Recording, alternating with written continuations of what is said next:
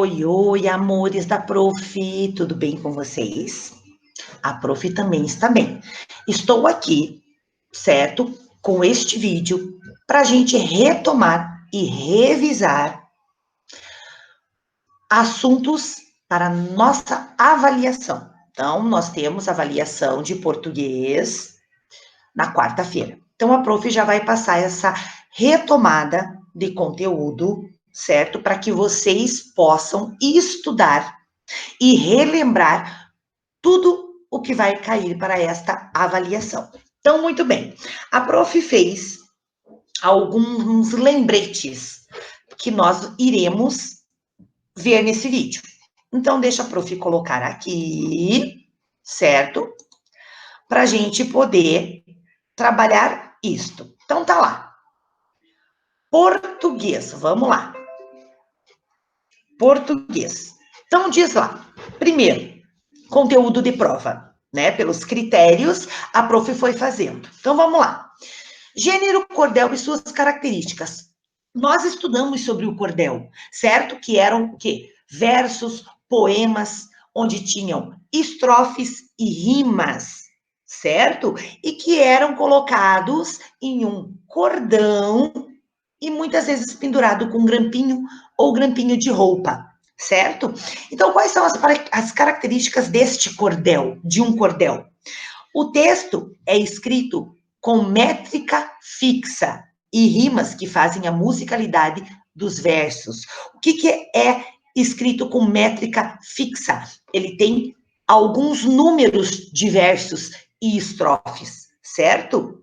Então, esses versos e estrofes, eles têm rimas e eles precisam provocar o quê? A musicalidade dos versos. Tem que ter ritmo, certo? É isso. É de grande importância para o folclore, já que os cordéis tratam de costumes locais, fortalecendo as identidades regionais. Então, eles colocam no cordel, certo? Os costumes. Eles misturam, certo? Por exemplo, no Nordeste, eles falam sobre a seca. Por que a seca? Porque lá não chove. Eles falam, eles colocam tudo isso em poemas, certo? Falando que os animais morrem por causa da seca, da falta de água, que perderam o gado, certo? Eles colocam isso. Tem até uma música que a Prof até falou para vocês na sala, certo? Que fala a música da seca do Nordeste. Então, eles colocam isso. Então, eles fortalecem o quê? Como é o local, a identidade regional, como é aquela região. Ali eles colocam dentro do cordel. A literatura de cordel é muito conhecida por xilogravuras, que são gravuras em madeiras, que ilustram as páginas dos poemas. Então, eles faziam muito essas gravuras em madeira. Eles desenhavam, pintavam, esculpiam em madeira, certo? A história do cordel. Então, lembrando que todo cordel tem versos, rimas e estrofes. Não podemos esquecer disso. Como é a estrutura de um cordel? Os poemas em cordel, eles seguem regras de métrica e rima inescapáveis, quer dizer, se não tiver rima, não é um poema, não é um cordel, certo? Sem elas, não se faz um cordel. Então, seguem abaixo alguns modelos possíveis. Então, nós temos a sextilha. Geralmente, o cordel é escrito em forma de sextilha. O que é sextilha? São estrofes de 6 versos. Então, cada estrofe tem 6 versos. E com versos poéticos. Devem rimar entre si. Certo? A cetilha, também usada a cetilha com estrofe de 7 versos e com rimas, certo? Então, todo cordel tem versos, rimas e estrofes, certo? O repente também é como um cordel, certo? Então, o repente, aqui no Brasil, a tradição medieval ibérica dos trovadores. O que são os trovadores? São os cantadores. Esses trovadores certo? Eles deram origens aos cantadores, ou seja, poetas populares. Então, os trovadores, eles eram poetas populares. E eles, o quê? De ir de região em região, falando suas poesias, eles levavam uma viola nas costas. E eles faziam esses versos cantando. Então, os trovadores, eles eram o quê? Cantadores de versos. Certo? Os cantadores fazem os versos de repente, em um desafio com um outro cantador. Nós temos até na apostila 1, lá que a prof cantou, falou para vocês e cantou sobre o desafio dos repentes, certo? Então, assim, não importava a beleza da voz ou da afinação. O que valia era o ritmo e a agilidade mental. Por quê? Porque um tinha que responder o outro para encurralar o outro. Apenas com a força aqui, ó, do discurso, certo? Então, eles tinham que ser muito criativos, tinham que ser muito rápidos, muito habilidosos com tudo isso, certo? A estrutura do repente, ele já tem a décima. A décima é a mais usada pelo repente. É uma estrofe de 10 versos poéticos. Ela é o gênero usado pelos cantadores repentistas para os versos de mote. Também possuem rimas, certo? Então, assim, se tiver lá uma estrofe de 10 versos, não é cordel, é repente, certo? Mas vocês me perguntam o que é mote? Mote é estrofe, anteposta ao início de um poema, utilizada pelos poetas como motivo de obra, que desenvolve a ideia sugerida pela estrofe. Por exemplo, eles vão falar alguma coisa, como tem na nossa apostila, que eles falam várias coisas sobre alimentos e tal. Então, o mote é como se fosse um título, certo? Ela vem antes do início do poema, certo? Então, vamos fazer um verso cantado, quando eles falam assim, agora eu quero te desafiar a falar sobre os alimentos. Esse é o mote, é o que vem antes da estrofe, certo, gente? Certo? Então, vamos lá.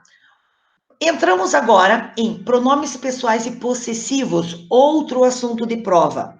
Então, a gente tem que lembrar que os pronomes representam sempre a classe de palavras que substituem ou acompanham os substantivos. Gente, substantivo. O que é o substantivo? Tudo aquilo que dá nome aos seres. Então, eles substituem o substantivo ou eles acompanham, certo? Eles vão junto com o substantivo. Então, nós temos lá tipos de pronomes que nós vimos na apostila 1. Os pronomes pessoais. Os pronomes pessoais são aqueles que indicam a pessoa do discurso. E são classificados em 2 tipos. Então, os pronomes pessoais são aqueles que indicam a pessoa. Certo? Quais são os 2 tipos? Os pronomes pessoais do caso reto. Eles exercem a função de sujeito. Por exemplo, eu gosto muito da Ana. Está falando de quem? De mim. Eu. Então, eu estou falando, olha lá, ó, da pessoa do discurso. Qual é a pessoa do discurso? Eu. Ó, está aqui. Certo? Então, pronome pessoal do caso reto é isso. Exerce a função do sujeito. Certo? Fala da pessoa. E os pronomes pessoais do caso oblíquo? Já substituem o substantivo e complementam os verbos. Por exemplo, está comigo o seu caderno? Olha lá, ó. Está é verbo, comigo. Pronome pessoal do caso oblíquo. Ele está complementando o verbo aqui, nesta frase, certo? Então, olha lá. Pessoas verbais. Nós temos a primeira, segunda, terceira pessoa do singular, eu, tu ou você, ele e ela. Pronomes do caso oblíquo, está aqui, ó. Me, comigo, primeira pessoa do singular. Te, contigo, segunda pessoa do singular. O, a, lhe, se, consigo, terceira pessoa do singular. Aí nós temos a primeira pessoa do plural, a segunda pessoa do plural e a terceira pessoa do plural. Primeira pessoa do plural é nós, no caso reto. No caso oblíquo, nos, conosco. A segunda pessoa do plural, do caso reto, vós e vocês. No pronomes do caso oblíquo, vos, convosco. E a terceira pessoa do plural, do caso reto, eles, elas. No caso oblíquo, os, as, lhes, se, consigo. Certo? Então, nós temos as pessoas divididas em singular e plural. Os pronomes possessivos. Os pronomes possessivos são aqueles que transmitem a ideia de posse. Posse. Posse é tudo aquilo que é meu, que é teu, certo? Olha o exemplo. Esta caneta é sua? Então, o sua já está dizendo de quem é a caneta. É dela. Então, é posse, certo? Olha lá as pessoas verbais dos pronomes possessivos. A primeira pessoa do singular, eu. Então, tem lá os pronomes possessivos. Meu, minha, no singular. Meus, minhas, no plural. A segunda pessoa do singular, tu e você. Dos pronomes possessivos, teu, tua, no singular. Teus, tuas, no plural. Terceira pessoa do singular, ele ou ela. Nos pronomes possessivos, seu, sua no singular, seus, suas no plural. A primeira pessoa do plural, nós. Então, nos pronomes possessivos fica nosso, nossa no singular, nossos, nossas no plural. E a segunda pessoa do plural, vós ou vocês. Pronome possessivo é vosso, vossa no singular e vossos, vossas no plural. E a terceira pessoa do plural, eles ou elas, nos pronomes possessivos, fica seu, sua no singular, seus e suas no plural. Certo? Agora, vamos para outro assunto que é flexão verbal. Então, a flexão verbal, dentre todas as classes gramaticais, a que mais se apresenta passível de flexões, que é o quê? Mudanças, é a representada pelos verbos. Flexões estão relacionadas a. Então, as mudanças no verbo estão relacionadas ao quê? Pessoa, número e tempo. Pessoas, indica as três pessoas do discurso, certo? Eu, tu, ele, no singular, nós, vós, eles, no plural, certo? Então, já está lá, representadas tanto no modo singular quanto no plural. Já o número representa a forma pelo qual o verbo se refere às pessoas gramaticais. Por exemplo, certo? Singular e plural é o número, certo? Eu gosto de estudar. Está no singular, está falando só de mim, só de uma pessoa. E no plural, nós chegamos cedo, está falando de quem? De nós, várias pessoas, certo? Então, o número é singular e plural. Por meio dos exemplos ali, a gente pode constatar que o processo verbal se encontra devidamente mudado. Então, quando eu mudo as pessoas do discurso, o eu, ó, gosto. O nós, ó lá, chegamos. Se eu fosse usar o gosto, eu gosto de estudar. Nós gostamos. Então, eu mudei o verbo, certo? Então, vamos lá. E o tempo? Relaciona-se ao momento que fala na ação verbal, detonando a ideia de um processo ora concluído, em fase de conclusão ou que ainda vai ser concluído, representado pelo tempo presente, pretérito ou passado, que é a mesma coisa, e futuro. Então, quando a gente fala de tempo, eu estou falando de presente, passado ou pretérito e futuro. Certo? Então, gente, esses aqui são os conteúdos que a prof pegou de prova para a gente poder relembrar, certo? Então, a prof já fez esse vídeo com essas especificações, certo? Pegou um pouquinho de cada coisa importante e colocou aqui para vocês poderem estudar.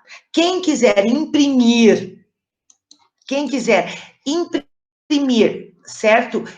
E colocar no caderno para estudar? Pode, certo? Então, a prof fez essa retomadinha para que vocês relembrassem, certo? Então, a nossa aula de português fica por aqui. A prof não vai dar lição essa semana de casa para que vocês possam estudar, certo? Então, estudem a apostila, estudem o caderno e estudem o que a prof acabou de passar dessa retomadinha, certo? Então, ficamos por aqui, se cuidem e até o próximo vídeo.